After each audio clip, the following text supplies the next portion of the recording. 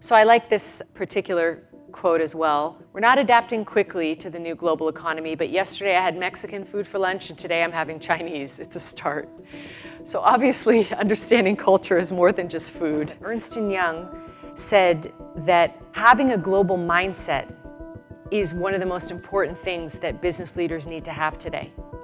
70% of companies expect to increase overseas assignments this year, but yet less than 1/3 actually have programs to support the global development of their leaders. Global leadership is important because 1/3 of global organizations have identified global leadership as a serious constraint.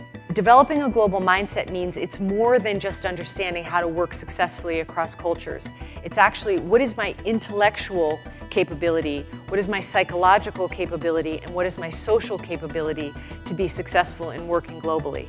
For me, cultural intelligence is kind of revamping the golden rule. So in the US, we say the golden rule is treat others as we would like to be treated. I think we need a new rule, and I'd like to call it the platinum rule, is treat others the way they would like to be treated. And that requires us to learn the skill of adaptation.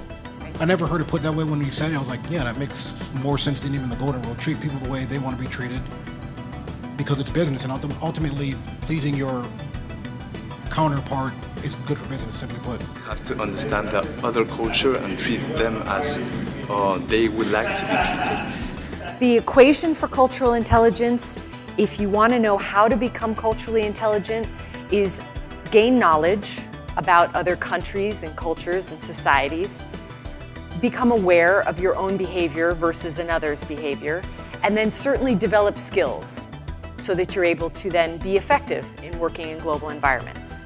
I'm going to talk about 4 cultural dimensions that I've seen over the last 20 years impact the effectiveness and the efficiency with which companies do business in global environments. Hierarchy.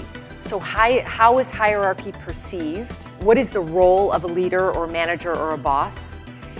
Thought patterns. So how do we make decisions? How do we think about the approach to a project? Time. What do we think about deadlines? What do we think about planning? What about long-term or short-term planning? And then communication. Are we more direct or are we more indirect? Which is a big one. So we spend about 2 hours on this in my cross-cultural workshops and global leadership workshops because this is so important in terms of understanding what is the meaning of yes and no, right? Some cultures, when you ask them for a deliverable and they say no problem, they mean I will do it. Other cultures, when you ask them for a deliverable, they actually mean I want to do it, but I'm not really sure if it's possible. I haven't vetted the situation yet.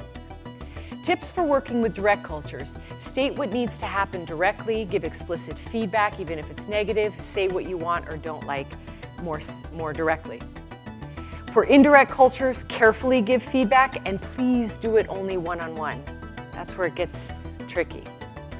Make sure to praise before giving negative feedback and say what you want or like more subtly. So essentially it's my will. How much desire do I have to interact with those from other cultural backgrounds? How am I able to intellectualize or think in complex situations and be able to solve problems? And what am I able to do in terms of my empathy and develop my interest in working with other cultures and societies? We have an assessment that you're able to survey yourself on. So it's a self-assessment that says, this is where I believe I'm good at and this is where I believe that I'm not so good in, and then we're able to help you close the gap.